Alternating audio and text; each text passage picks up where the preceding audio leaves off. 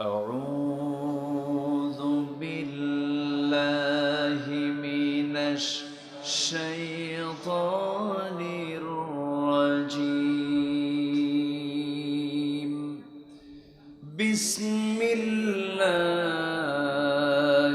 الرحمن الرحيم.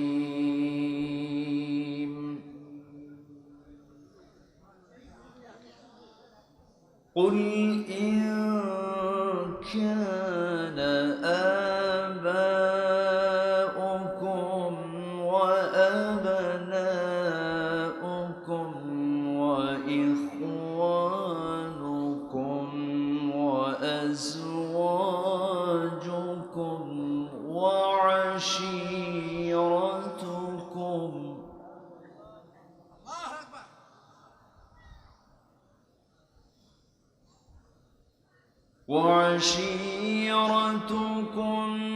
وأموال اقترفتموها وتجارة تخشون كسادها ومساكن ترضونها أحب إليكم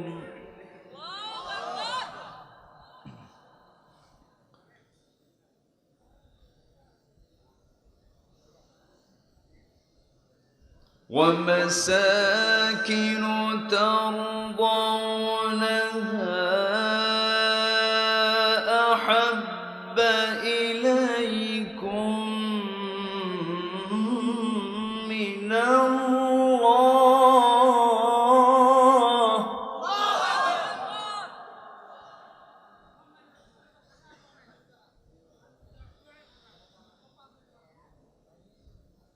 أحب إليكم من الله ورسوله وجهاد في سبيله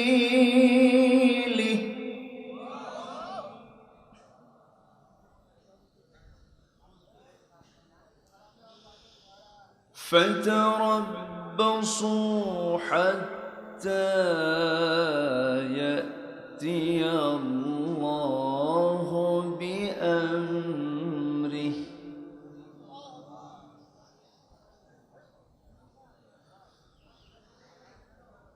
والله لا يهدي القوم الفاسقين.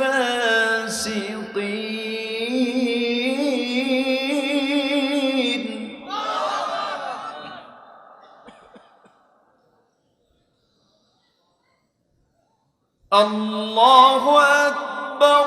بسم الله الرحمن الرحيم.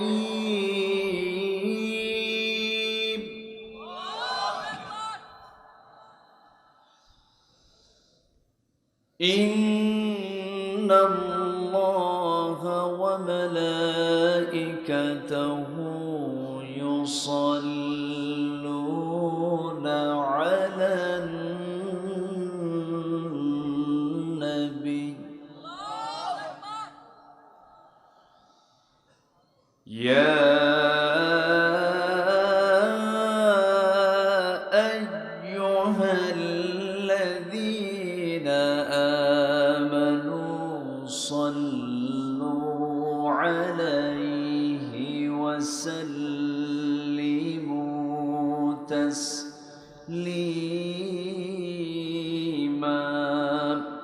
প্রত্যন্ত অঞ্চল রাজশাহীর নওগাঁ জেলার সাপাহার উপজেলার পত্নীতলা, পত্নীতলা উপজেলার নির্মইল দারাজিয়া দাখিল মাদ্রাসা মাঠে অনুষ্ঠিত মাহফিল ইন্তেজামিয়া কমিটি কর্তৃক আয়োজিত ৪৬তম বার্ষিক তাফসীরুল কোরআন মাহফিল ২০২১।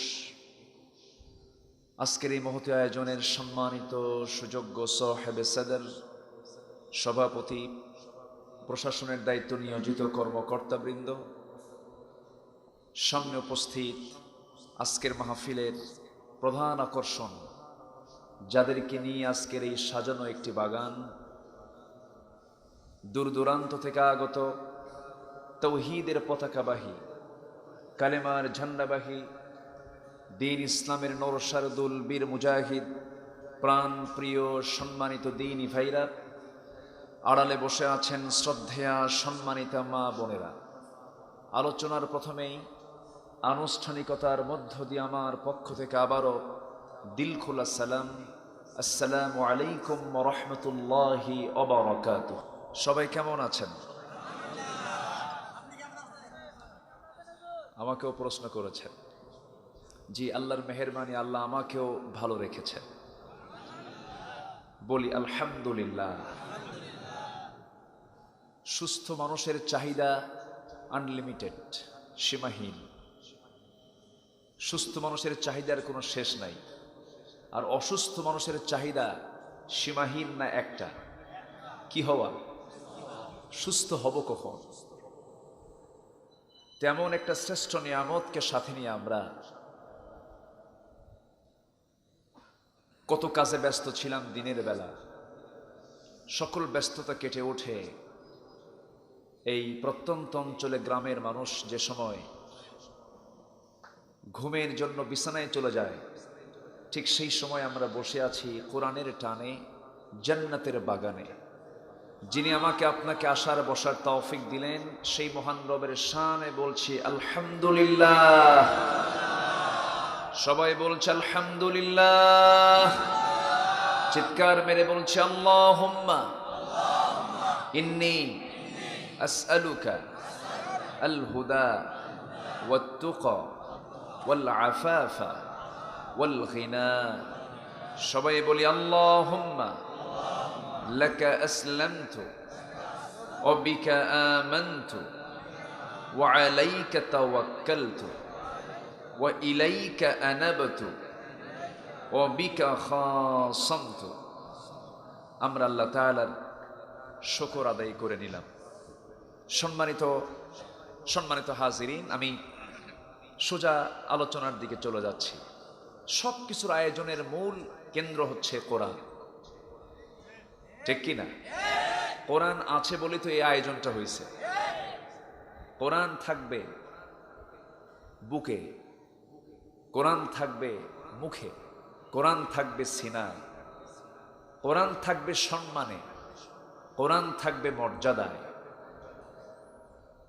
কোরআন পৃথিবীর কারো লেখা কোনো বই নয়। কোরআন কার নাজিল হওয়া? এর বাড়ি আছে না নাই? বাড়ি কোথায়? আল্লাহ রাব্বুল আলামিন সুন্দর করে তার পরিচয়টা জানিয়ে দিচ্ছেন। ও পৃথিবীর মানুষ, জেনে রেখে দিও, এই কিতাব সাধারণ গতানুগতিকভাবে অন্য কোনো কিতাবের মতো কিতাব নয়। এই কিতাবের পরিচয় আমি আল্লাহ নিজে জানিয়ে দিয়েছি। যারা পারেন ঠোঁট মিলিয়ে বলুন, বাল হুয়া কুরআনুম মাজিদুন ফি লাওহিম মাহফুজ। কোরআন হলো মর্যাদা সম্পন্ন একটা কিতাবের নাম, যার ঠিকানা হলো লাওহে মাহফুজ, যার সংরক্ষণের দায়িত্ব, হেফাজতের দায়িত্ব পৃথিবীর কোনো মানুষকে দেওয়া হলো না। আল্লাহ নিজেই এই কিতাবের সংরক্ষণের দায়িত্ব গ্রহণ করে নিজেই জানিয়ে দিচ্ছেন, ইন্না নাহনু নাযালনা যিকরা ওয়া ইন্না লাহু লাহাফিজুন। আল্লাহ নিজেই হাফেজ। জোরে বলে সুবহানাল্লাহ। নাজিল করেছি আমি আল্লাহ কোরআন, এটাকে সংরক্ষণ করব আমি আল্লাহ নিজে। গোটা পৃথিবীতে লাখ লাখ হাফেজ কোরআন আছে না নাই? অন্য কোনো ধর্মের কিতাবের কোনো হাফেজ খুঁজে পাওয়া যাবে নাকি? এই কিতাবের শুরু থেকে নিয়ে শেষ পর্যন্ত একটা নক্তা পর্যন্ত বাদ যায় না, হরকত পর্যন্ত বাদ যায় না। হুবহু মুখস্থ যদি কেউ বানায় নিতে চায় ধরা পড়ে যাবে। এমন একটা কিতাব আল্লাহ নাজিল করে বান্দাকে বলছেন, বান্দা কোন দিকে দৌড়াও, কোরআনটাকে তুমি ফলো করো। কোন দিকে যাও তুমি? আল্লাহ রাব্বুল আলামিন এই পৃথিবীর প্রথম মানুষ আদমকে জান্নাতে সৃষ্টি করে তার সঙ্গিনী হাওয়াকেও বানায়া দিয়ে জান্নাতে থাকতে বললেন।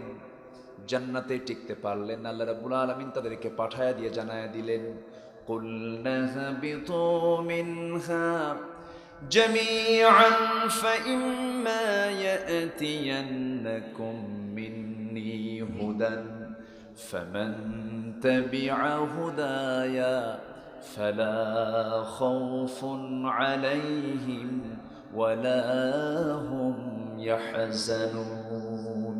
জোরে বলুন আল্লাহু আকবার।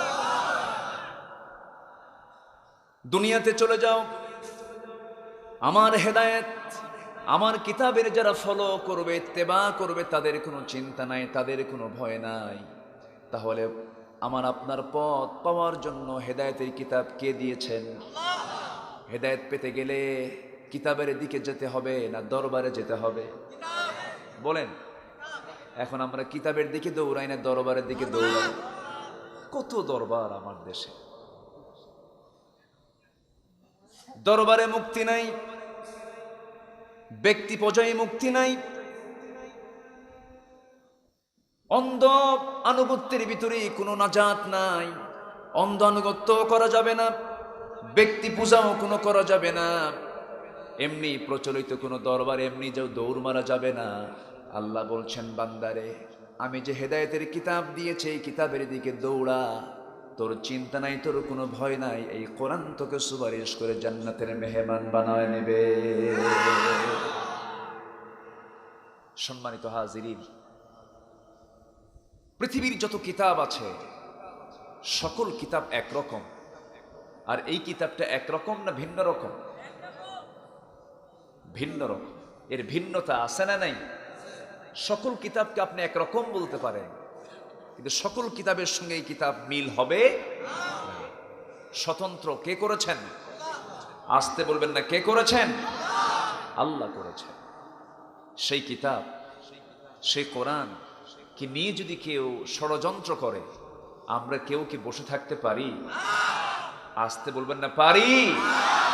পারি না। কোরআনের সম্মান, এর মর্যাদা রক্ষার দায়িত্ব আমাদেরও আছে না নাই? আছে না নাই?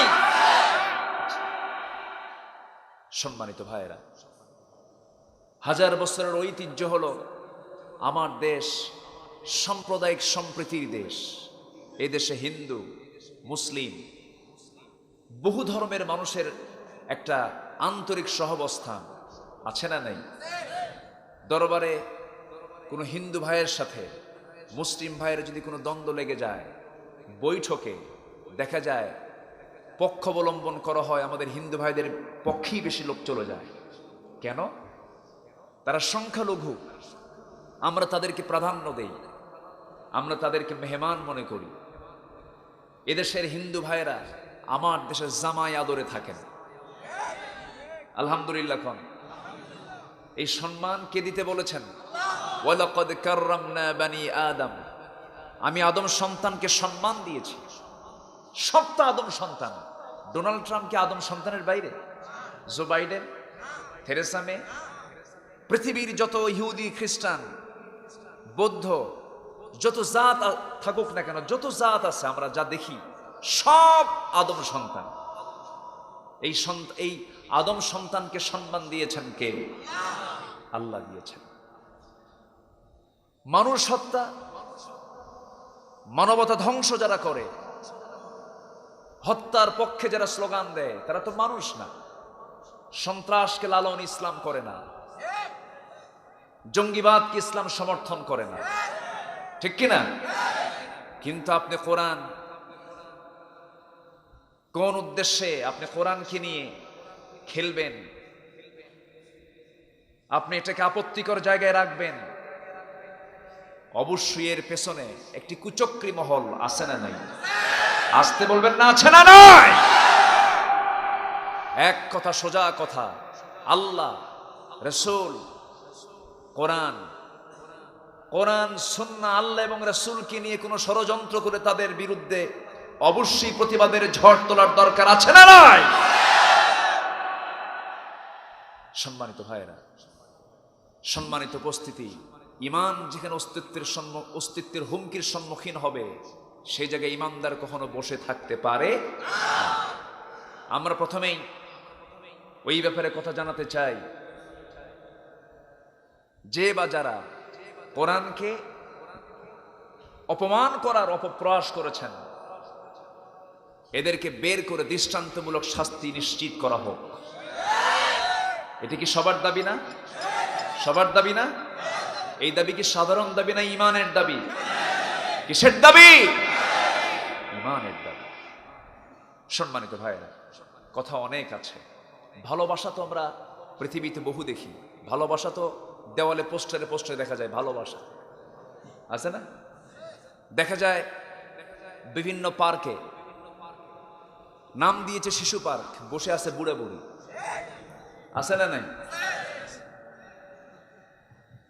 সব ভালোবাসা এখন পার্কের ভিতরে, সব ভালোবাসা চলে গেছে হলো দেওয়ালে দেওয়ালে। 100% লাভ, মানে 5% নাই, 50%ও নাই, 100% লাভ। ভালোবাসা দেওয়ালে রাখলে চলবে না, ভালোবাসা পার্কে রাখলে চলবে না। ভালোবাসা রাখতে হবে আল্লাহ এই সিনার ভিতরে। এক নম্বর ভালোবাসা থাকতে হবে কার? নাম্বার 2 হচ্ছেন মুহাম্মদ সাল্লাল্লাহু আলাইহি ওয়াসাল্লাম। আমি একটা আয়াত দিয়ে তেলাওয়াত আমি একটা আয়াতের তেলাওয়াত দিয়ে আলোচনা শুরু করেছি। সে আয়াতের দিকে আস্তে আস্তে চলে যাচ্ছি। আমার ভাইয়েরা, আম্বিয়া কেরাম হচ্ছেন আমাদের মডেল। এই জন্য আম্বিয়া কেরামদের ইতিহাসগুলো জানা দরকার। সূরাতুল আম্বিয়া নামে একটা সূরা নাজিল করেছেন কে? সূরা ইব্রাহিম নামে সূরা আছে না নাই? ইউসুফ নামে সূরা আছে না নাই? নূহ নামে সূরা আছে না নাই? মুহাম্মদ নামে সূরা আছে না নাই? আল্লাহ রাব্বুল আলামিন নবীদেরকে আমাদের মডেল বানিয়ে দিয়েছেন। আর নবীদের ভিতরে আমাদের জন্য বিশেষ করে মডেল হচ্ছেন লাকাদ কানা লাকুম ফি রাসূলিল্লাহি উসওয়াতুন হাসানাহ লিমান কানা ইয়ারজুল্লাহা ওয়াল ইয়াওমাল আখির ওয়া যাকারাল্লাহা কাসীরা। জোরে বলুন আল্লাহু আকবার। তোমাদের জন্য আদর্শের বাস্তব নমুনা অন্য কেউ নন। তোমাদের জন্য নমুনা সেই লোকটা, সেই মহামানব যার চারিত্রিক সনদ পৃথিবীর কোনো প্রতিষ্ঠান দেয় নাই, যার চারিত্রিক সনদ দিয়েছেন আল্লাহ রাব্বুল আলামিন নিজে। জোরে বলি সুবহানাল্লাহ। নুন ওয়াল কলামি ওয়া মা ইয়াসতুরুনা মা আনতা বিনি'মাতি রাব্বিকা বিমাজনুন ওয়া ইন্না লাকা লাআজরান গায়রা মামনুন ওয়া ইন্নাকা লাআলা খুলুকিন আযীম। জোরে বলুন আল্লাহু আকবার। তোমাদের জন্য আমার রাসূলকে মহান চরিত্র আধার করে দিয়েছি। সেই রাসূলকে তোমরা মডেল বানিয়ে নাও। তোমার সামাজিক জীবনে চলার জন্য মডেল বানাও, পারিবারিক জীবনের মডেল বানাও, রাজনৈতিক জীবনের মডেল বানাও, জীবনের সকল ক্ষেত্রে তাকে মডেল বানিয়ে নাও। আর মূল নেতা তোমার জন্য একজন কি বানিয়ে দিয়েছি, তিনি হচ্ছেন মুহাম্মদুর রাসূলুল্লাহ। এবং তোমাদের জন্য আমি মূল পিতা, জাতির পিতাও সিলেকশন দিয়েছি। তিনি কে বলেন? মিল্লাতা আবিকুম ইব্রাহিম ক্বালা ইন্নী জাইলুকা লিন্নাসি ইমামা।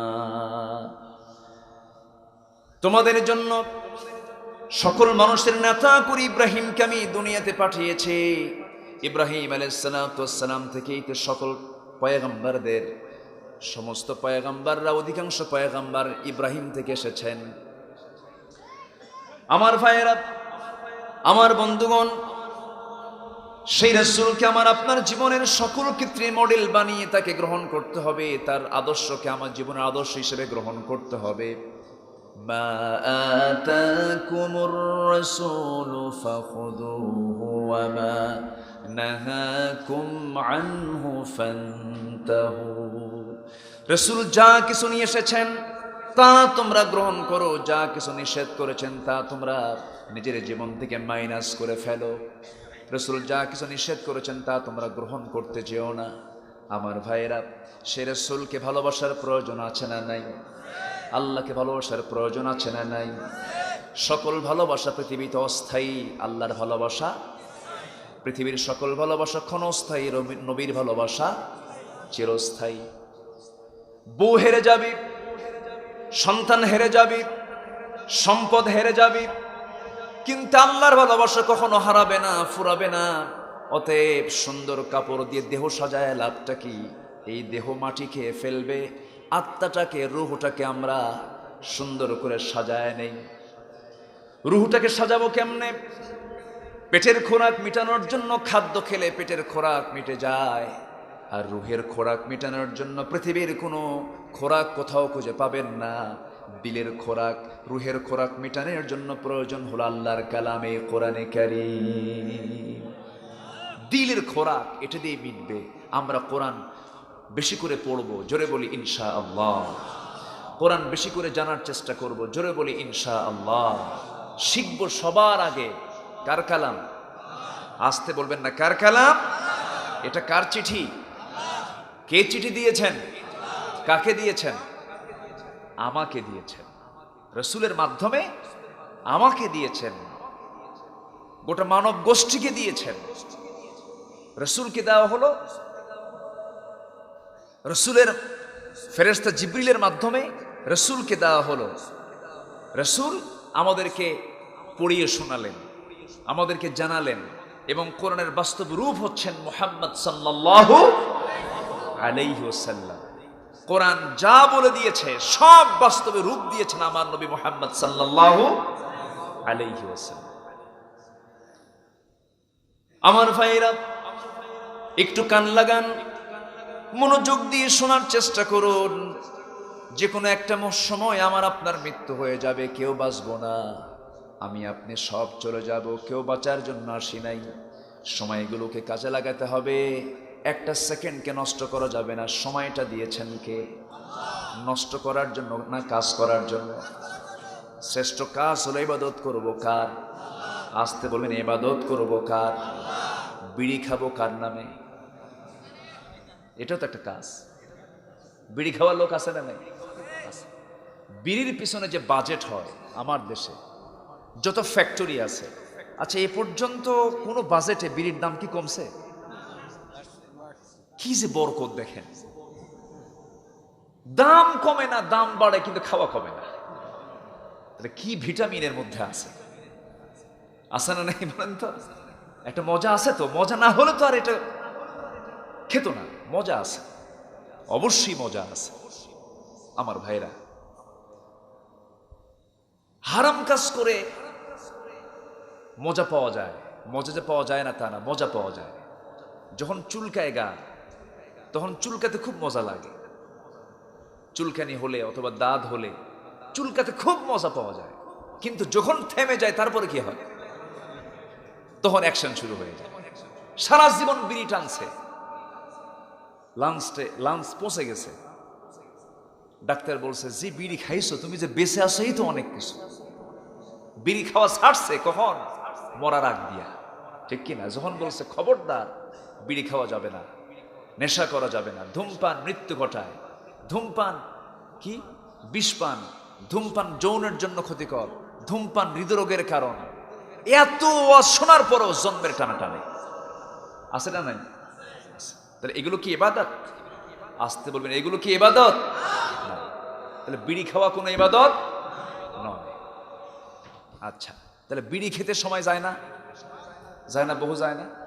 যায়, তাহলে এটা তো কোনো ইবাদতে পড়লো না, সময়টা নষ্ট হয়ে গেল, জীবন নষ্ট, সময় নষ্ট, এটা করা যাবে না। হয়তো মনে মনে ভাবতেছেন হুজুর যত ওয়াজ করেন বিড়ি খাওয়া ছাড়বো না, এরকম চেতনার কিছু লোক আছে। তো হুজুর বলেন আপনি, সমস্যা নেই, কিন্তু এই টানাটানি ছাড়া সম্ভব না, কারণ এটার দুই এক বেলা ভাত না খেলেও চলবে, কিন্তু এটা বাদ দেওয়া যাবে না।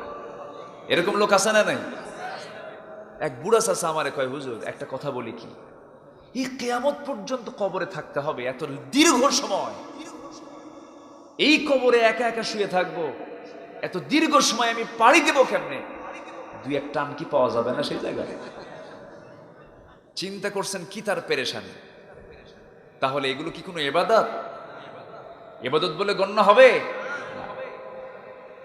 এগুলো কোনো ইবাদত নয়। তবে হ্যাঁ, শৌচকার্য করতে যাচ্ছেন, পেশাবের চাপ এসেছে, দোয়াটা পড়ে আপনি ঢুকলেন, দোয়া পড়ে বের হয়ে গেলেন, আপনি শৌচকার্য করলেন, পেশাব পায়খানা যদি আপনি দোয়াটা পড়ে শূন্য পন্থায় যদি আপনি এই সমস্ত কাজগুলো আপনি সম্পাদন করেন, এগুলো আপনার আল্লাহর পক্ষ থেকে ইবাদত বলে গণ্য হয়ে যাবে। খাইতে গেছি আমরা, খাবার খেতে বসেছি, স্ত্রীকে সঙ্গে করে নিয়ে কি প্লেটে খেতে বসলাম, আম্মা জান আয়েশা বলেন আমার ঘরে কোনো ফার্নিচার ছিল না, আমার ঘরে কোনো আসবাবপত্র ছিল না, আমার ঘরে এমনও সময় চলে গেছে মাসের পরে মাস, উনুনে আগুন জ্বলে নাই, রান্না বান্না হয় নাই, পানি খেয়ে কোনো মতো রাতটা পাড়ি দিয়েছি। আমার নবীজি, আমার ঘরে যত কিঞ্চিত খাবারগুলো থাকতো, আমার ঘরে শুধুমাত্র একটা মাত্র গ্লাস থাকতো, একটা প্লেট ছিল, যে গ্লাসে রাসূল পানি পান করতেন আমি সেই গ্লাসে পানি পান করতাম। আমার নবীজি যেই প্লেটে খাবার খেতেন আমি সেই প্লেটে খাবার খেতাম, ঘুমানোর সময় একই বালিশে ঘুমিয়ে পড়তাম। আমার বন্ধুগণ, রাত্রে যে ঘুমাতে যাব স্ত্রীর সঙ্গে সুন্দর সুন্দর মিষ্টি মিষ্টি কথা বলবো, এটাও যদি সুন্নাহ তরিকা হয়, এটাও ইবাদত বলে গণ্য হয়ে যাবে। মেয়ে সন্তানকে দেখে চেহারা কালো বানানো যাবে না, মনটা খারাপ করা যাবে না। সন্তান মেয়ে হয়েছে, চারটা মেয়ে, বলতে হবে আলহামদুলিল্লাহ।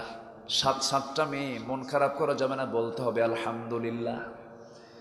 সন্তান মেয়ে হলে পরে মনটা খারাপ হয়ে যায়, মুসাওয়াদাহু ওয়া কাযিব, এমন ধরনের লোক বাংলার জমিনে মনে হয় নাই, আছে না?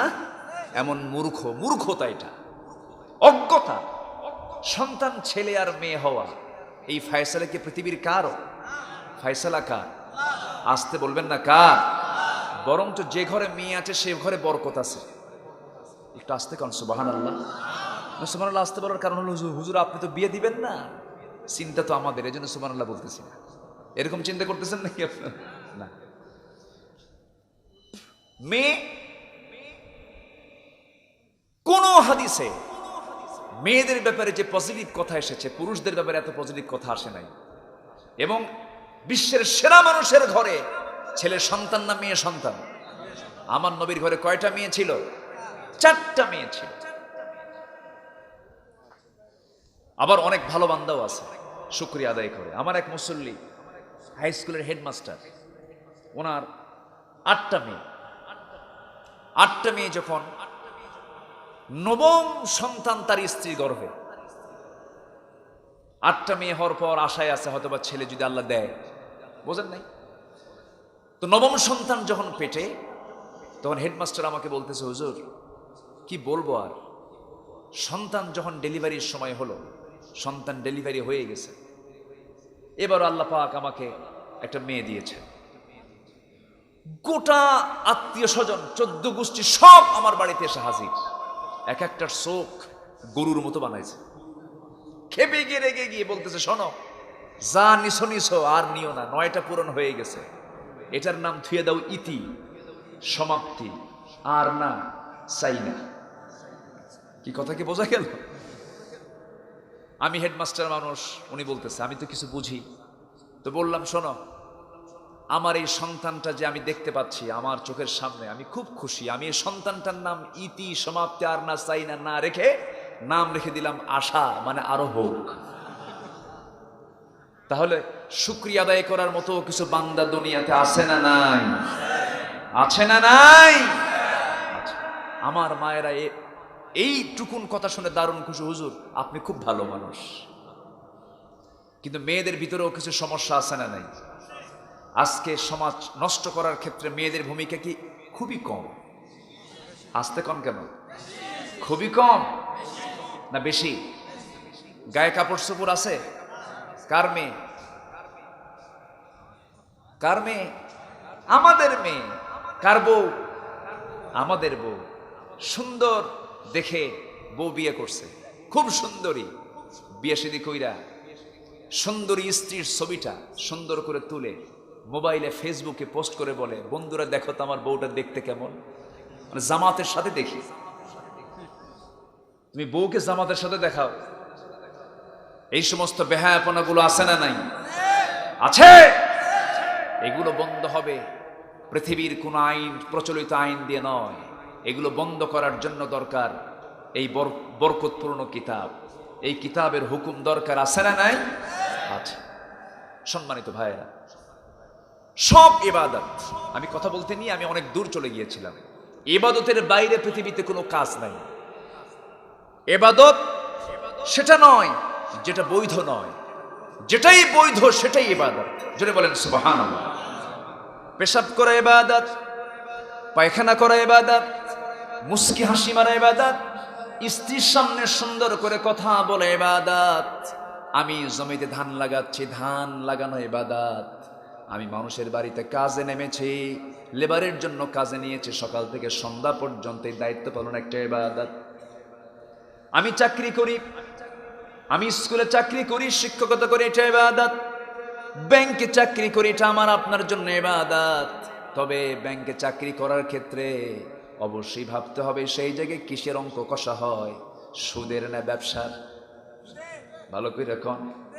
তাহলে সেই জায়গায় যদি আপনি অঙ্ক কষতে যান, সেখানে দেখতে হবে সেখানে শরিয়া বোর্ড আছে কিনা, দেখার দরকার আছে না নাই? দুনিয়াতে আমরা সবাই একটা সময়ের জন্য এসেছি। যে ব্যক্তির চিন্তার মধ্যে চিন্তা ঢুকবে না কোনটা হালাল কোনটা হারাম, এই চিন্তা যার মধ্যে নাই, সে ব্যক্তি অনায়াসে জাহান্নামে চলে যাবে।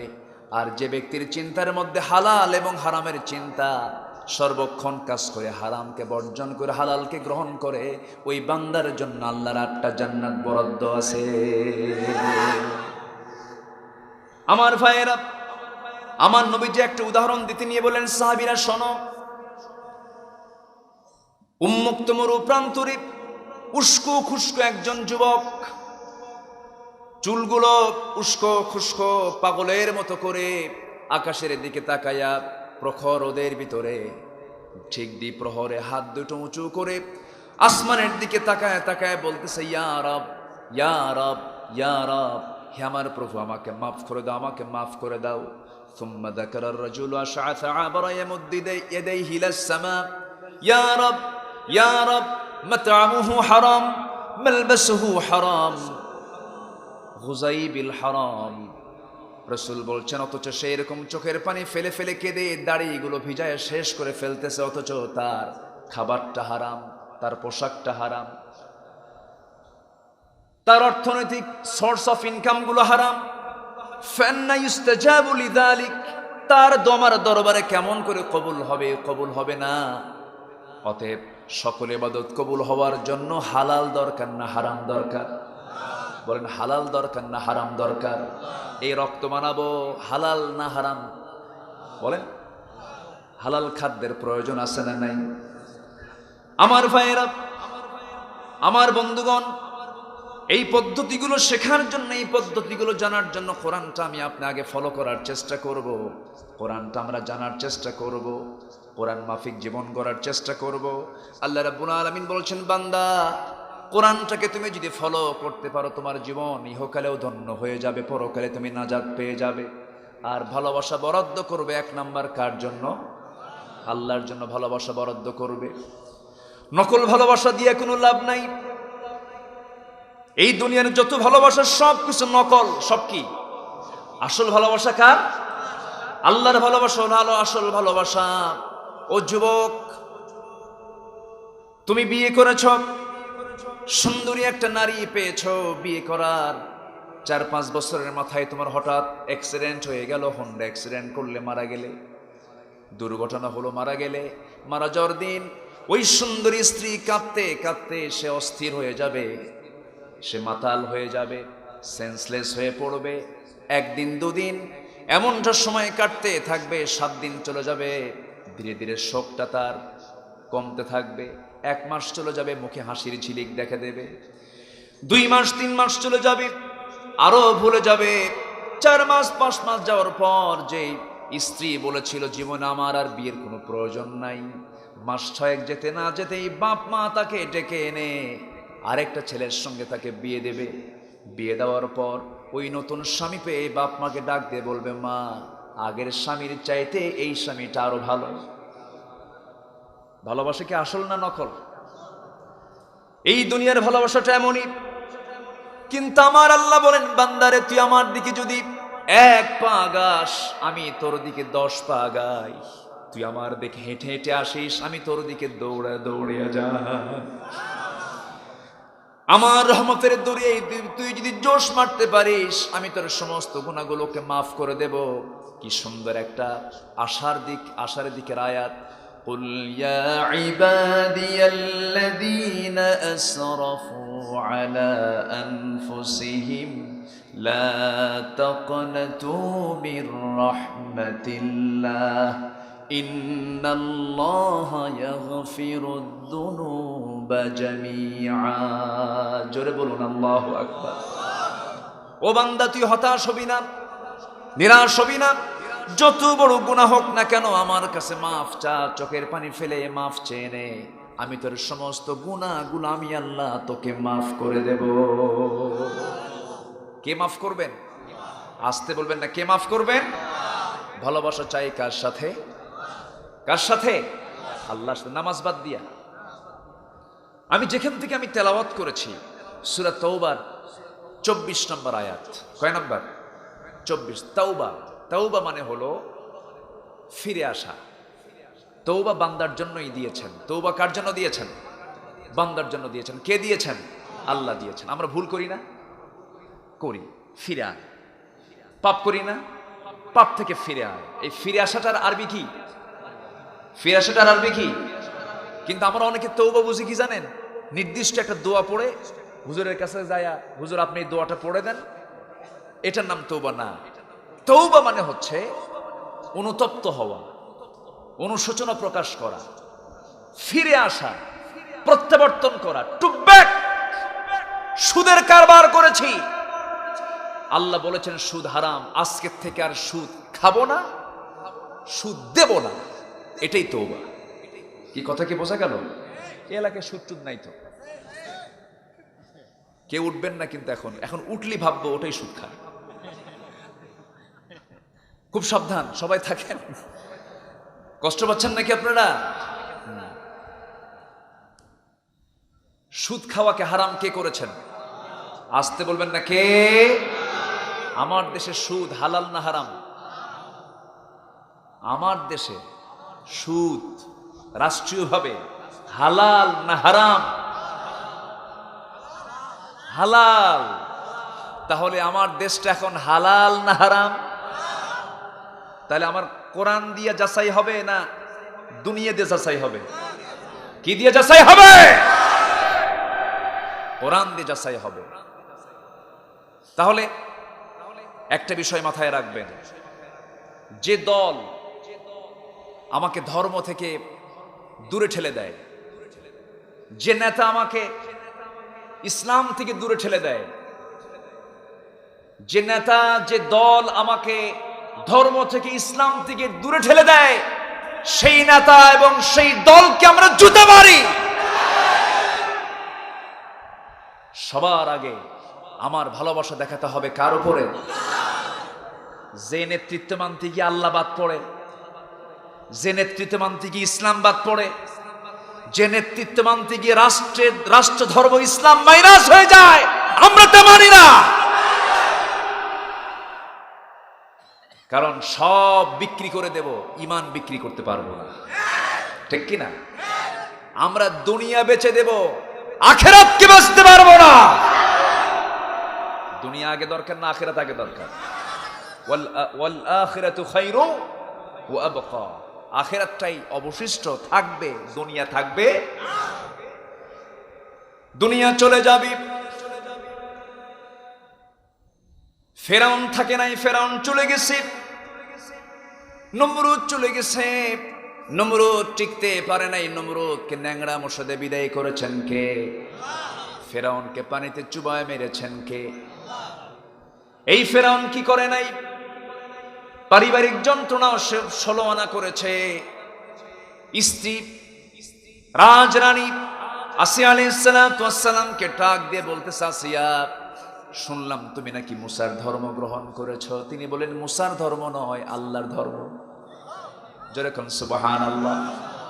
ইসলাম কি আমার নবীর ধর্ম নাকি? ধর্মটা কার? জীবন বিধানটা কার? আমার নবীও ইসলাম মেনেছেন, আমি ইসলাম মানি, কিন্তু ইসলাম তো কারো বাপ দাদার নয়। ইসলাম হচ্ছে আল্লাহর পক্ষ থেকে নাজিল হওয়া একটা জীবন বিধান।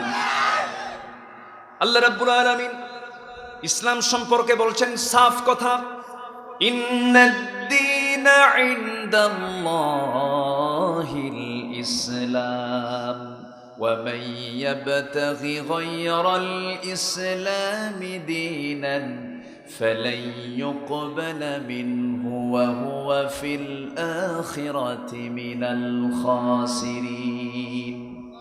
জীবন বিধান হিসাবে, দল হিসাবে, তন্ত্র মন্ত্র হিসাবে ইসলাম থেকে বাদ দিয়ে অন্য কোনো দলকে গ্রহণ করবে, নামাজ পড়ে কপাল কালো, কোনো লাভ নাই। আল্লাহ আল্লাহ জিকির করেও লাভ নাই। রোজা রেখে কোনো লাভ নাই। হজ করি কোনো লাভ নাই।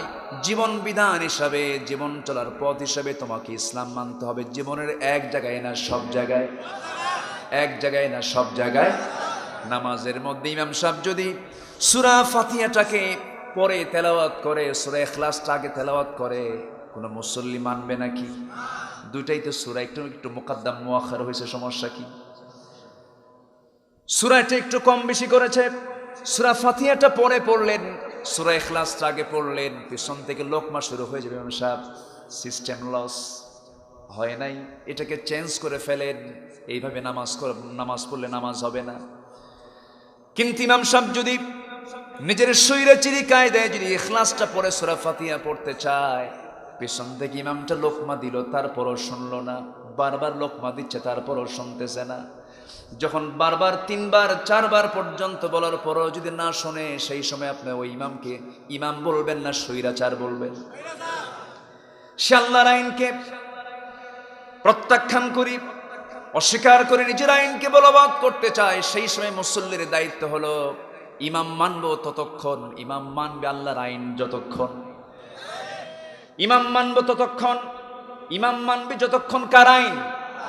ইমাম ছেড়ে দেবে আল্লাহর আইন, আমিও তার ইমামতিত্ব, আমি তার নেতৃত্বকে মাইনাস করে ফেলবো।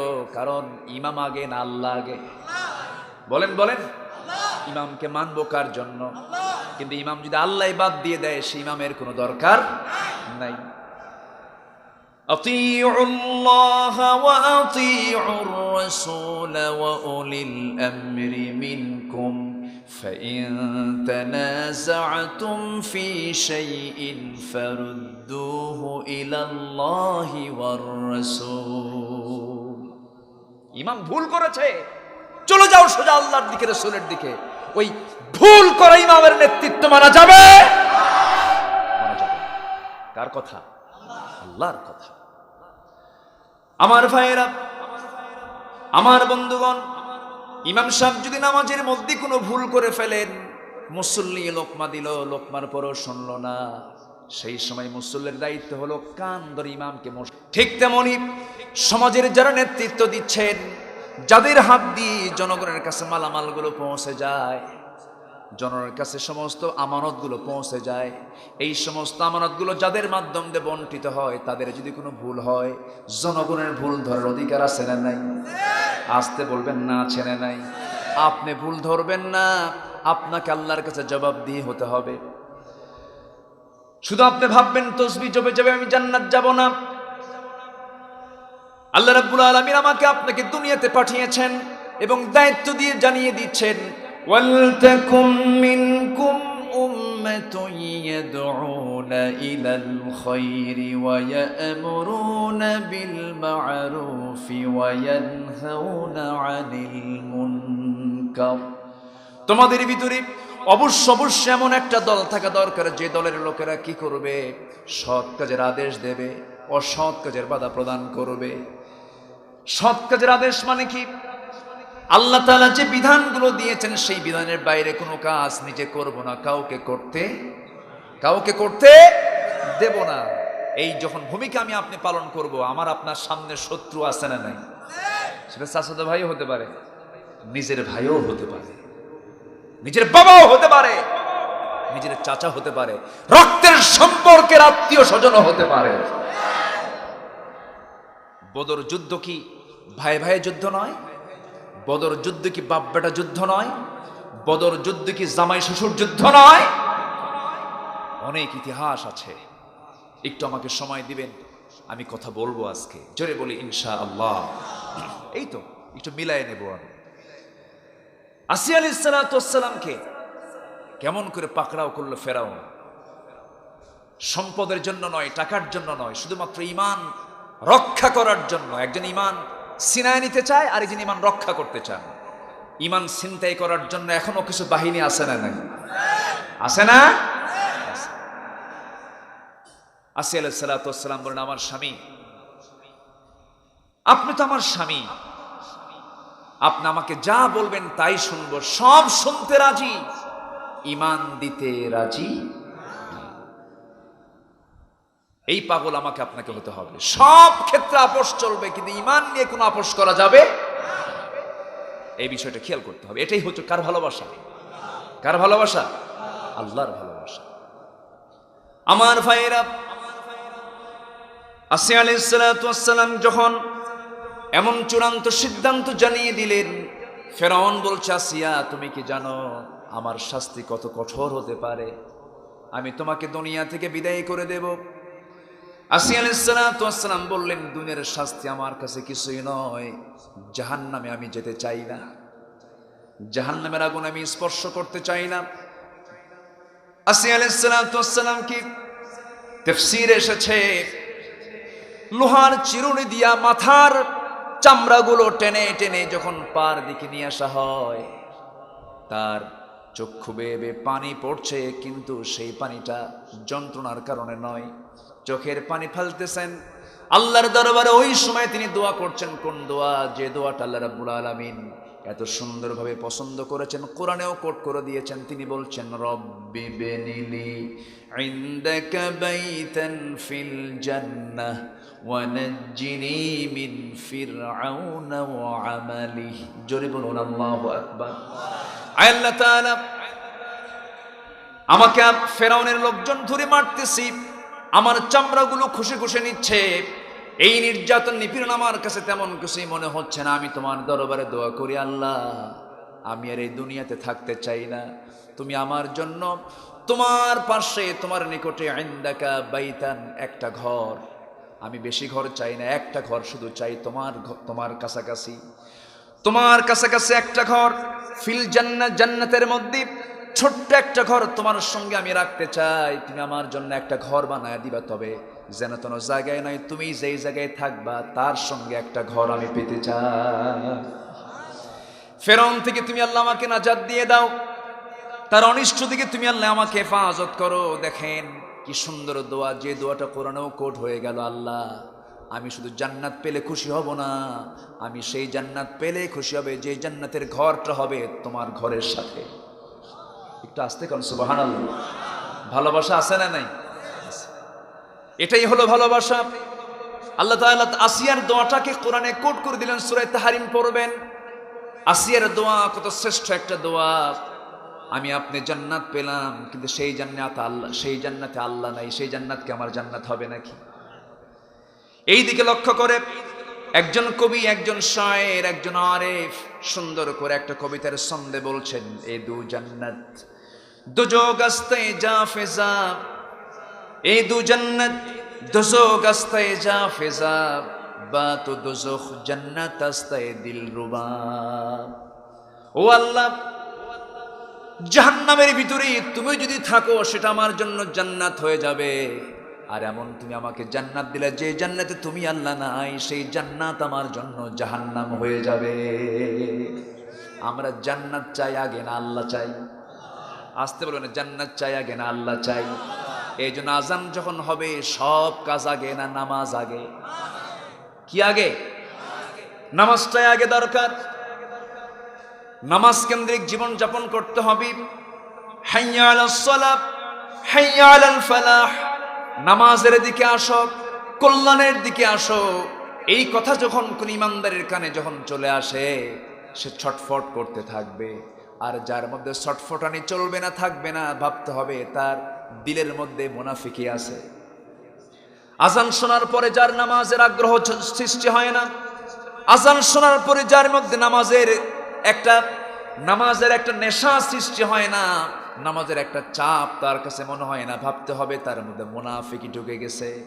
এই জন্য আমার বন্ধুগণ, আজান শোনার সঙ্গে সঙ্গে আমি আপনি দৌড় মারবো কিসের দিকে?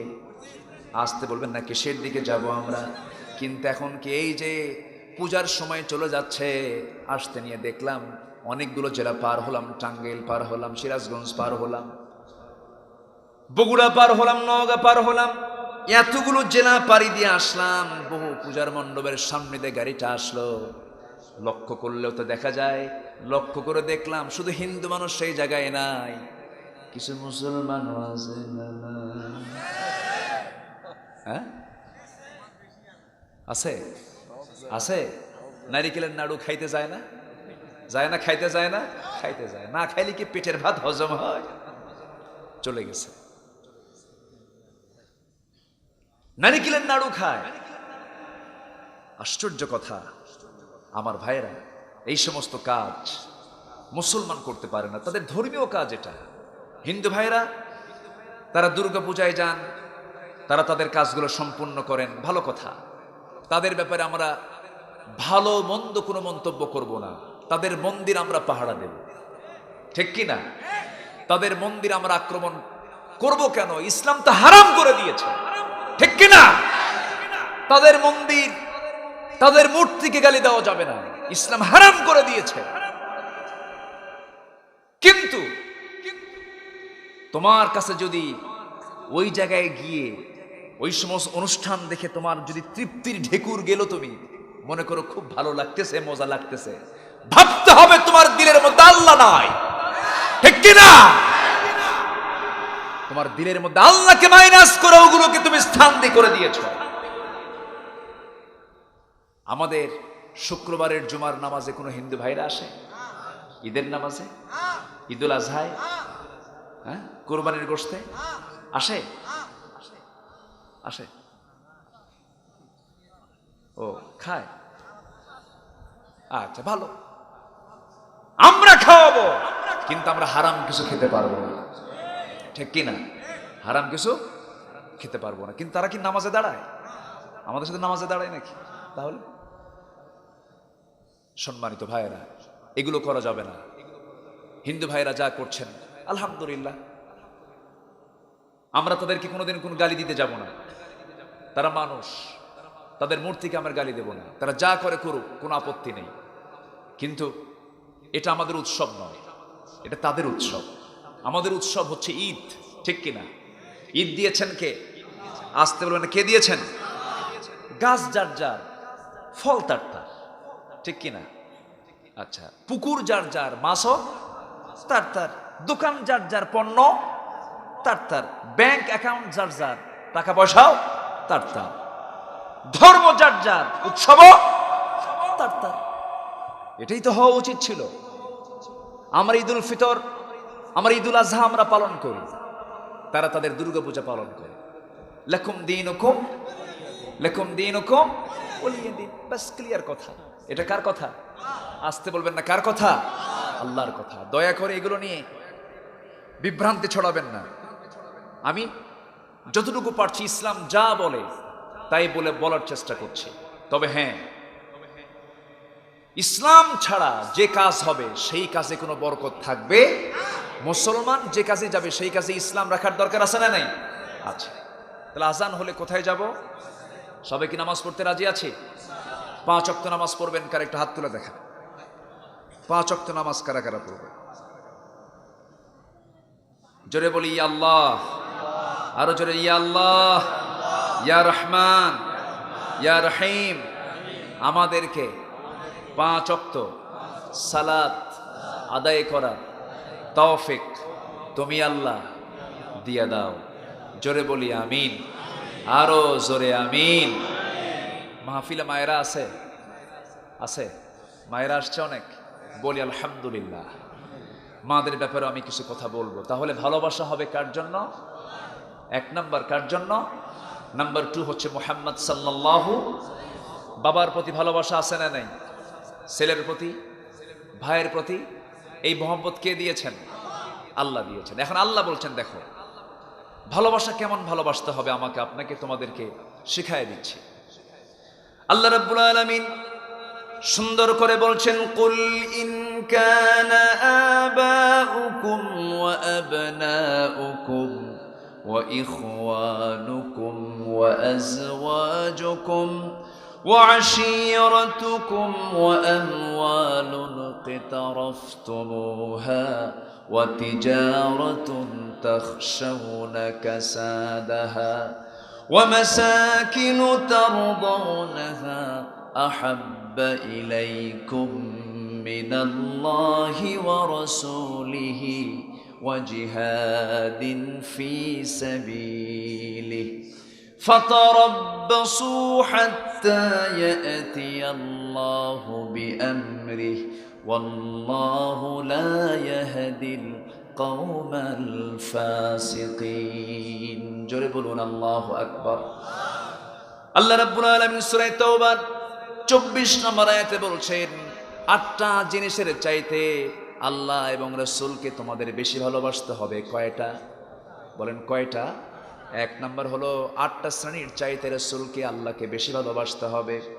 এর মধ্যে আল্লাহ রাব্বুল আলামিন বলছেন 1 নাম্বার হলো ইন কানা আবাউকুম ওয়া আবনাউকুম, তোমাদের পিতা মাতা, তোমাদের পিতার প্রতি মহব্বত আছে না নাই?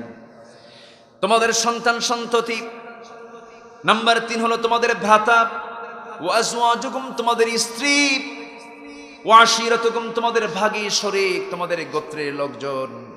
এরপর আল্লাহ রাব্বুল আলামিন বলছেন শোনো, এরপরে তোমাদের ব্যবসার জন্য তোমরা যে পরিশ্রম করো সেগুলো ব্যবসার প্রিয়তা, তোমাদের আরামের, তোমাদের আবাসস্থলগুলো, এই সমস্ত বিষয়গুলো যদি তোমাদের ভালোবাসার প্রিয় পাত্র হয়ে যায়, তোমাদের পিতা, তোমাদের সন্তান,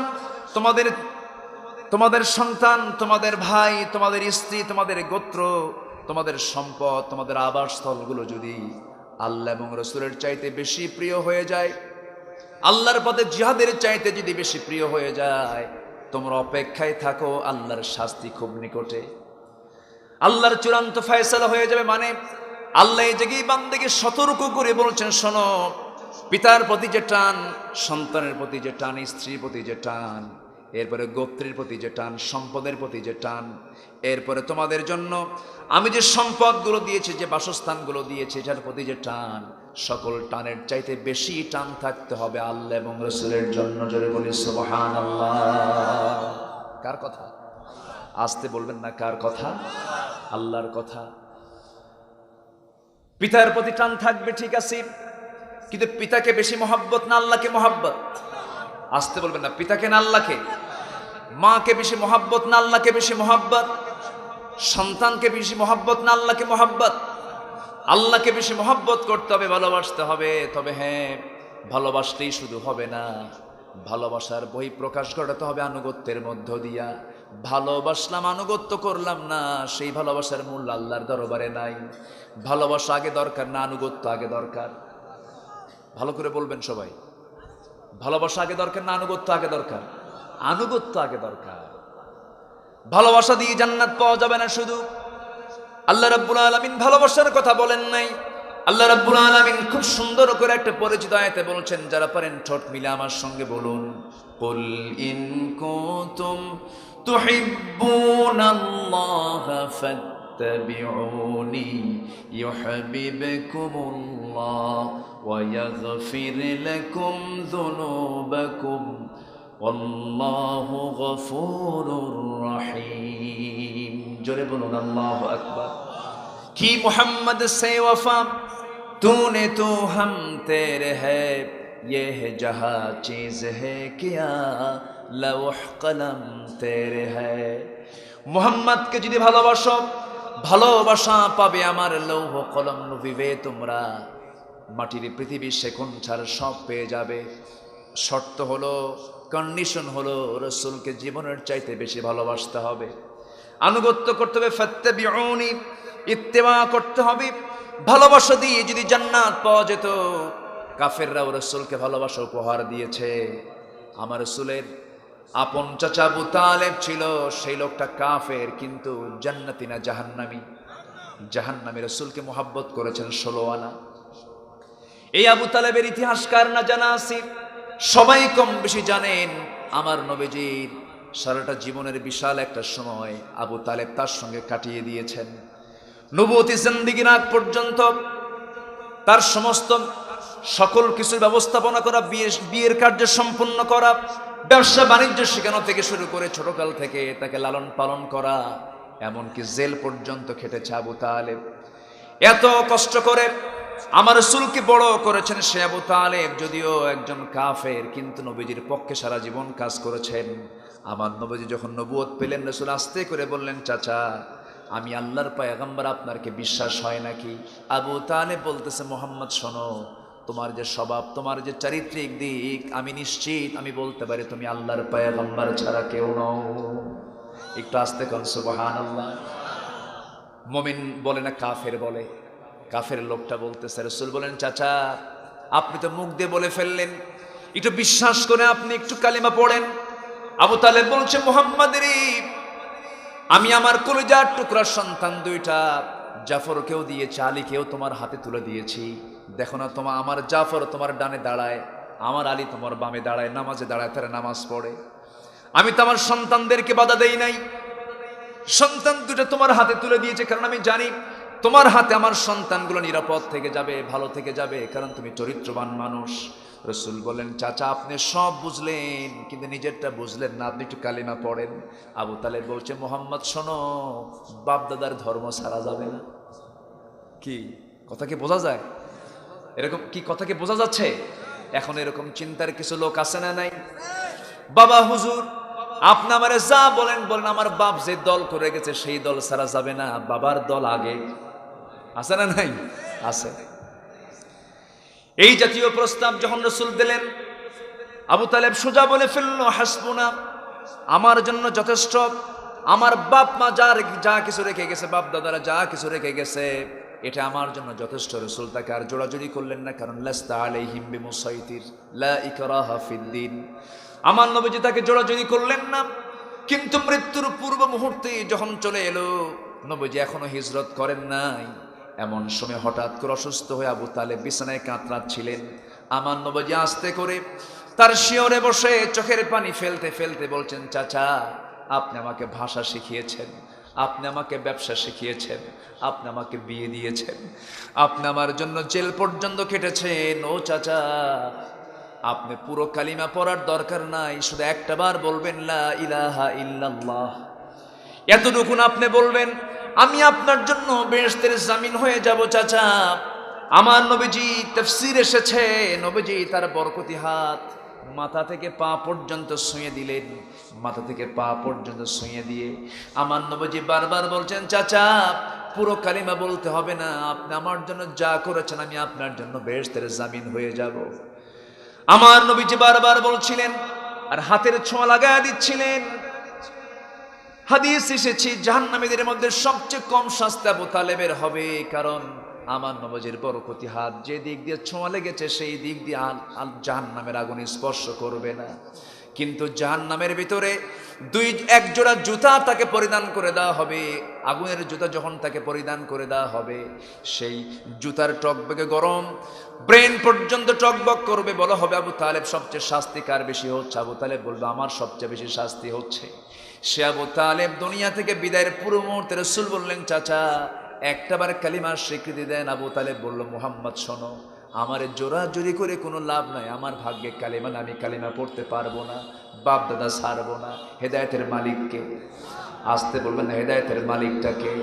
এই জন্য আমরা প্রতি নামাজে প্রত্যেকটা রাকাতে রাকাতে বলি, সবাই বলেন ইহদিনাস সিরাতাল মুস্তাকিম সিরাতাল্লাযীনা আন'আমতা আলাইহিম গায়রিল মাগদুবি আলাইহিম ওয়ালাদ-দাল্লিন। জোরে বলি আমিন। আমরা হেদায়েত চাইবো কার কাছে? আসতে বলবেন না, কার কাছে? আল্লাহর কাছে। আবু তালেবের ভালোবাসা কোনো কাজে লাগলো না, কারণ তার আনুগত্য নাই, ইত্তেবা নাই। কিন্তু খাদিজার ভালোবাসাও কাজে লেগেছে, আনুগত্যটাও কাজে লেগেছে। কেন? আনুগত্য আছে যেখানে প্রকৃত ভালোবাসা আছে সেখানে। এই জন্য আল্লাহ রাব্বুল আলামিন বলছেন, বান্দারে তোর যে ভালোবাসাগুলো আছে সকল ভালোবাসার উপরে আমার ভালোবাসা তুই প্রাধান্য দিবি, নবীর প্রতি ভালোবাসা তুই প্রাধান্য দিবি, আনুগত্যকে তুই প্রাধান্য দিবি। আমার বন্ধুগণ, এ আবু তালিব দুনিয়া থেকে বিদায় নিলেন, হেদায়েতটা পেল না। হেদায়েতের চাবি কার কাছে বলেন? আল্লাহর কাছে।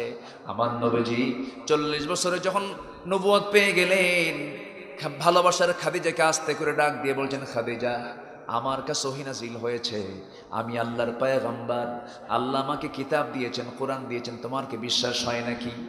এই ভালোবাসার খাদিজা বলে ফেলেন, আমার স্বামী গো, 15টি বছর ধরে আপনার সঙ্গে দাম্পত্যময় জীবন কাটালাম, একটা দিন যার মুখ থেকে অযাচিত কোনো কথা বের হতে দেখলাম না, একটা মিথ্যা কথা বের হতে দেখলাম না, কাউকে ঠকাতে দেখলাম না, যার দ্বারা কেউ ক্ষতিগ্রস্ত হয়েছে এমন কোনো নজির নাই। আপনি যে আল্লাহর পয়গম্বর হবেন এতে বিন্দু পরিমাণ কোনো সন্দেহ নাই। আম্মা জান খাদিজা হাত চাগায় দিয়ে বললেন, আশহাদু আল্লা ইলাহা ইল্লাল্লাহু ওয়াহদাহু লা শারীকা লাহু ওয়া আশহাদু আন্না মুহাম্মাদান আবদুহু ওয়া রাসূলুহু। হেদায়েতের মালিককে আল্লাহ। হেদায়েত কে দিবেন? আমরা হেদায়েত চাইবো কার কাছে? আল্লাহর কাছে। খাদিজা রাদিয়াল্লাহু তাআলা আনহা ইসলাম কবুল করে নিলেন। আবু তালেবের কপালে ইসলাম জুটলো না, কারণ তার মধ্যে একটা টান লেগেছে, বাপ দাদা সারা যাবে, বাপ দাদা সারা যাবে না। তাহলে এটা একটা গোড়ামি, এটা একটা অবশ্যই একটা ভ্রান্ত চিন্তা। কারণ বাপ দাদার মধ্যে ভুল থাকতে পারে কি পারে না? আসতে বলবেন না, পারে কি পারে না? আমার বাপ দাদা যা করে গেছে আমি করব তা নয়। আমার বাবা কি বলেছে, দাদা কি বলেছে, আমার বুজুর্গ কি বলেছে, আমার কি বলেছে, পীর কি বলেছে তা নয়, কোরআন কি বলেছে, হাদিস কি বলেছে, ঠিক কি না? এই চিন্তা আমাকে আপনাকে লালন করতে হবে। আমার ভাইয়েরা, আমার বন্ধুগণ, বাবার মহব্বতের চাইতে আল্লাহর মহব্বতকে প্রাধান্য দিতে হবে। সাহাবীদের ইতিহাসগুলো দেখেন, একজন সাহাবীর কথা মনে হয়ে গেল, উবাইদ ইবনুল জাররাহ রাদিয়াল্লাহু তাআলা আনহু। যুদ্ধের ময়দান চলে এসেছে, বদর যুদ্ধের প্রান্তর। তো এমন একটা যুদ্ধের প্রান্তর, কিছুক্ষণ আগে বলেছি ভাই ভাই যুদ্ধ হয়েছে বদরে, জামাই শ্বশুর যুদ্ধ হয়েছে। আমার নবীজির শ্বশুর, আমার নবী কি, আমার নবীজির শ্বশুর জামাই এসেছে আমার নবীর বিরুদ্ধে যুদ্ধ করতে। যুদ্ধের ময়দানে জামাইয়ের সঙ্গে নবীজির দেখা হয়ে গেল। যুদ্ধ চলতেছে, যুদ্ধের দামা চতুর্দিকে ছড়িয়ে পড়েছে। বদর নামক প্রান্তরে আমার নবীজি 80 মাইল অতিক্রম করে 313 জন সাহাবী নিয়ে রমজান মাসে 16টা রোজা রাখার পরে ওই দিনে রোজাটা ভেঙে ফেলে দিয়া বদর প্রান্তরে চলে গেলেন। বদর প্রান্তরে সাহাবায়ে কেরামকে নিয়ে যখন বদরের প্রান্তরে দাঁড়ালেন, যেই সাইডে দাঁড়িয়েছেন সেই জায়গাটা হচ্ছে বালুর জায়গা। সেই বালুর মাটিতে বালুর মধ্যে পাটা হাঁটু পর্যন্ত গেড়ে গেছে সাহাবায়ে কেরামদের। সাহাবীরা বলছেন, ইয়া রাসূলুল্লাহ, আল্লাহর পথে যুদ্ধ করতে আসছি, আমাদের পা গুলো মাটিতে পানির বালুর মধ্যে গেড়ে গেছে, আমরা কেমনে হাঁটবো, আমরা যুদ্ধ করবো কেমনে, আপনি একটু দোয়া করে দেন। আমার নবীজি আকাশের দিকে তাকালেন, হাতটা উঁচু করে দোয়া করলেন। আকাশে খণ্ড মেঘ জমা হয়ে গেল, প্রবল ভাবে বৃষ্টি নাযিল হতে লাগলো। যখন বালুর মাটিতে যখন বৃষ্টির পানি পড়ে, বালুর জায়গাটা নরম হয় না, শক্ত হয়। শক্ত হয়ে যায়। ওইদিকে কাফের মুশরিকরা 1000 সৈন্য নিয়া লোহিত সাগরের পাশ দিয়ে ঘেসে ঘেসে তারা বদরের আরেকটা প্রান্তরে দাঁড়িয়েছিল। যে জায়গায় দাঁড়ানো ছিল সেই জায়গাটা ছিল আঠাল মাটির জায়গা। বৃষ্টি যখন আঠাল মাটিতে পড়ে সেই জায়গাটা মনে হয় আরো শক্ত হয়, পিছলা হয়ে গেল। আল্লাহর সাহায্য আসা শুরু হয়ে গেল, যুদ্ধ শুরু হয়ে গেল রে। ওই যুদ্ধের মধ্যে সাহাবায়ে কেরাম দেখে সামনের দিকে তাকায়, দেখে কারো বাপ, কারো চাচা, কারো ভাই, কারো ছেলে, একই বংশের মানুষ, 1 বছর যেতে না যেতেই মুখোমুখি যুদ্ধ যখন সামনে পড়ে গেছে। কার জন্য? আসতে বলবেন না, কার জন্য বলেন? আল্লাহর জন্য। আব্দুর রহমান আবু বকর সিদ্দিক রাদিয়াল্লাহু তাআলা আনহু যুদ্ধের বেশ কিছু পরে তার বড় ছেলের সঙ্গে কথা বলতেন। একদিন বলতেছে বড় ছেলে, আব্বা, বদর যুদ্ধের প্রান্তরে আমি তোমাকে আমার সামনে পেয়েছিলাম, আমি তোমাকে বাবা বলে ছেড়ে দিয়েছি। আবু বকর সিদ্দিক রাদিয়াল্লাহু আনহু বললেন, আল্লাহর কসম করে বলি আমার পুত্র সন্তান, আমি যদি যুদ্ধের মধ্যে একটা বারের জন্য তোকে আমি একটা বারের জন্য দেখতে পেতাম, আমার তরবারির আঘাত আরো তীব্র থেকে তীব্রতর হতো। কারণ যুদ্ধের ময়দানে তুই আমার নবীর বিরুদ্ধে যুদ্ধ করতে আসছিলি, আল্লাহর বিরুদ্ধে যুদ্ধ করতে আসছিলি। এই জন্য সকল কিছুর চাইতে মহব্বত করতে হবে কাকে বেশি? আসতে বলবেন না, কাকে? সন্তান আগে না আল্লাহ আগে? বাবা আগে না আল্লাহ আগে? মা আগে না আল্লাহ আগে? সম্পদ আগে না আল্লাহ আগে? ঘর বাড়ি আগে না আল্লাহ আগে? এগুলো কার কথা? আল্লাহর কথা। আমার ভাইয়েরা, যুদ্ধের ময়দানে আরেকজন সাহাবী যুদ্ধ করতে নিয়ে দেখেন নিজের জন্মদানকারী পিতা দাড়িগুলো পেকে গেছে, দাঁতগুলো দুই একটা ওবায়দা যুদ্ধের ময়দানে গিয়ে দেখেন জাররা তরবারিনের সামনে দাঁড়ানো নিজের আপন জন্মদানকারী পিতা ওবায়দা ইবনুল জাররা রাদিয়াল্লাহু তাআলা মনে মনে চিন্তা করেন, হারে এই বাবা আমাকে কোলে পিঠে মানুষ করেছেন, আমি আমার আব্বাকে কেমন করে হিট করি, কেমন করে আঘাত করি। এই চিন্তা মাথায় নিয়ে তরবারি কোষমুক্ত না করে কোষবদ্ধ করে তিনি ফিরে আসলেন। ফিরে আসতে নিয়ে মনে মনে চিন্তা করলেন, হারে আমার জন্মদানকারী পিতা হতে পারে, কিন্তু সে তো ইসলামের দুশ্মন, সে আমার নবীর দুশ্মন, আল্লাহর দুশ্মন। এই চিন্তা মাথায় নিয়ে নিজের পিতাকে পিতা না মনে করে, শিরকের প্রতীক মনে করে, ইসলামের শত্রু মনে করে তরবারি নিয়ে আবার ঘুরে দাঁড়ালেন। কোষমুক্ত করে বাবার দিকে সামনে গিয়ে গেলেন, বিপুল বিক্রমে এগিয়ে গিয়ে চোখ বন্ধ করে এক পর্যায়ে বাবার গর্দান যদি একটা তরবারির আঘাত হানায়া দিলেন। তরবারির এক আঘাতে বাবার গর্দান ছিটকে পড়লো, একদিকে ধর পড়লো, আরেকদিকে মাথা পড়লো। আল্লাহু আকবার বলে সাহাবায়ে কেরাম আকাশ বাতাস মুখরিত করে তুললেন। নিজের হাতে নিজের সন্তান হয়ে বাপকে দুনিয়া থেকে বিদায় করেছেন, আল্লাহর শত্রু মনে করে, নবীর শত্রু মনে করে। বাপ আগে না আল্লাহ আগে? মা আগে না আল্লাহ আগে? সন্তান আগে না আল্লাহ আগে? ওবায়দা ইবনুল জাররা বাপকে দুনিয়া থেকে বিদায় করে দিয়া এক পর্যায়ে যুদ্ধের ময়দানে মুসলমানদের যখন বিজয়ের পতাকা যখন ছিনিয়ে আনলেন, মুসলমানরা সবার মুখে হাসির ঝিলিক, ওবায়দার মুখে হাসি নাই, কান্না, তিনি কাঁদতেছেন, চোখে পানি টলমল করছে। রাসূল বলছেন, সাহাবীরা রে, আমার ওবায়দার চোখে কেন পানি, কেন কান্নাকাটি করছে আমার ওবায়দার কি হয়েছে তোমরা বলো তো? সঙ্গে সঙ্গে সাহাবীরা বলছেন, ইয়া রাসূলুল্লাহ, ওবায়দার বাপ যুদ্ধের ময়দানে মারা গেছে, নিহত হয়েছে। রাসূল বলেন, আরে আমার ওবায়দার আব্বাকে তোমরা কে আঘাত করেছো, ঠিক করো নাই? আমার ওবায়দার বাপকে কে তোমরা মেরে ফেলে দিয়েছো? সাহাবীরা বলছেন, ইয়া রাসূলুল্লাহ, ওবায়দার বাপকে আমরা কি আঘাত করি নাই? ওবায়দার বাপকে ওবায়দা নিজেই দুনিয়া থেকে বিদায় করে দিয়েছে। আমার নবীজি করলেন কি? হাত দুইটা গায়ে দিলেন, বলেন, ওবায়দা আমার দিকে আয়। বুকের মধ্যে জড়িয়ে ধরে বলছেন, ওবায়দা আজকে তুমি যে কাজটা করেছো, আল্লাহর 8টা জান্নাত তোমার জন্য ওয়াজিব হয়ে গেছে। একটু আস্তে কোন সুবহানাল্লাহ, একটু জোরে বলুন সুবহানাল্লাহ। এই ওবায়দা রাসূলকে কি পরিমাণ ভালোবাসা উপহার দিয়েছে। উহুদের প্রান্তরে সবচাইতে বেশি রক্তাক্ত হয়েছিলেন মুহাম্মদ সাল্লাল্লাহু আলাইহি ওয়াসাল্লাম। উহুদের প্রান্তরে আমার নবীকে যখন কাফের মুশরিকরা টার্গেট করে ফেলেছিল, কেউ কেউ পাথর মেরেছে, পাথরে আমার নবীজির মাথার হেলমেটের লোহা কপালের মধ্যে বিদ্ধ হয়েছিল, শিরস্থানের লোহা গালের মধ্যে বিদ্ধ হয়েছিল। আমার নবীজির সামনের সুন্দর দুটি দাঁত ঝরে পড়ে গিয়েছিল। আমার নবীজির দেহ থেকে রক্ত ঝরাতে প্রয়োজন হয়েছে দিন কায়েমের জন্য। দিন কায়েমের জন্য আমার নবীজির দেহ থেকে যদি রক্ত ঝরানোর প্রয়োজন হয়, আল্লাহর জমিনে দিন কায়েমের জন্য আমার আপনার দেহ থেকে রক্ত ঝরানোর প্রয়োজন আছে না নাই? আছে না নাই? সবাই কি জানমাল কুরবান দিতে রাজি আছেন? রাজি আছেন কারা কারা? হাত উঁচু করে দেখা। আল্লাহ তুমি সবাইকে 5 ওয়াক্ত নামাজি বানাও, মা বোনদেরকে পর্দায় থাকার তৌফিক দিয়ে দাও। জোরে বলি আল্লাহুম্মা আমিন। কিছু কিছু আমল আমরা করব, এর মধ্যে বিশেষ করে সাদাকা, দান করতে হবে। অনিয়মিত না নিয়মিত? মানুষকে আমরা প্রতিশোধ নেব না ক্ষমা করে দেব? বলেন বলেন বলেন বলেন। ঋণ যুক্ত হয়ে মরবো না মুক্ত হয়ে মরবো? বাঁকা মুখে না হাসি মুখে কথা বলবো? আচ্ছা, বদভ্যাসগুলো ধরবো না ছাড়বো? তওবা করবো না গুনাহ করবো? তওবা করবো না গুনাহ করবো? আচ্ছা, আর জিব্বার হক হচ্ছে, এই জিব্বা দিয়ে জিকির হবে কার? চুপ থাকলে ফিকির, আর কথা বললে চুপ থাকলে ফিকির, আর কথা বললে জিকির, মনে রাখতে হবে। এবং জিকির যার থাকবে তার পরনিন্দা গীবত থাকবে না, গীবত করা যাবে না। মিথ্যা ছেড়ে দেব, জোরে বলি ইনশাআল্লাহ। মিথ্যার ধারে পাশে যাব না। পরিবারকে সময় দেব না গার্লফ্রেন্ডকে সময় দেব? কাকে সময় দেব? পরিবারকে সময় দেব। বউয়ের পাশে বসবো না গার্লফ্রেন্ডের পাশে বসবো? বউয়ের পাশে। অন্যের বউ না নিজের বউ কিন্তু আবার, এই জন্য ভুল করেন না। আচ্ছা, নিকটাত্মীয়র সঙ্গে আমরা যোগাযোগ রাখবো, জোরে বলি ইনশাআল্লাহ।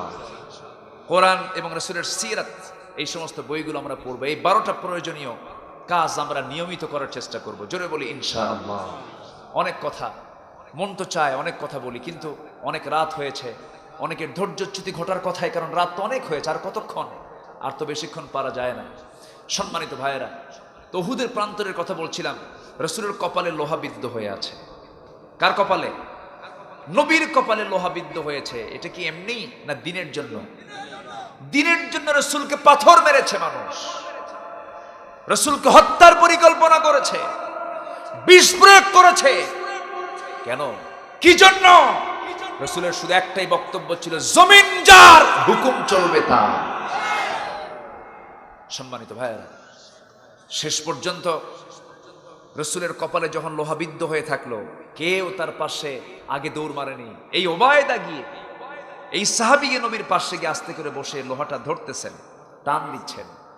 আস্তে করে টানেন, লোহা বের হয় না। ওবায়দা কান্দে আর বলে, ইয়া রাসূলুল্লাহ, আপনার এত কষ্ট হচ্ছে। আরেকটু টান দেয়, তাও কাজ হয় না।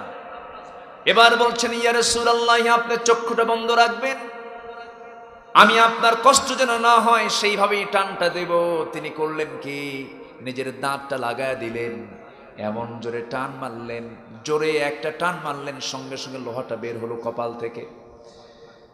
লোহা যখন কপাল থেকে বের হলো, সঙ্গে সঙ্গে ওবায়দার সামনের দুটি দাঁত ঝরে পড়ে গেল। আমার নবীজি বলছেন, ওবায়দা, দাঁত দিয়ে না টান দিয়া তুমি আস্তে করে টান দিলেও তো লোহাটা বের হতো, তোমার দুটা দাঁত পড়ে গেল। ওবায়দা বলছেন, ইয়া রাসূলুল্লাহ, আমার দুইটা দাঁত কেন? আপনাকে মোহাব্বত করতে গিয়ে আমার কলেজা ছিঁড়তে আমার কোনো কষ্ট হবে না। জোরে কোন সুবহানাল্লাহ, আরো জোরে বলেন সুবহানাল্লাহ। সেই দাঁত ভাঙ্গা রাসূল কি আমার আপনার মোহাব্বত করতে হবে? শুধু সুন্নত এটাই মানলাম, মেসওয়াক করা সুন্নাত, শুধু সুন্নত মানলাম, এটা দুপুর পরে ঘুমানোর সুন্নত, শুধু মিষ্টি খাওয়ার সুন্নতটাই মানলাম।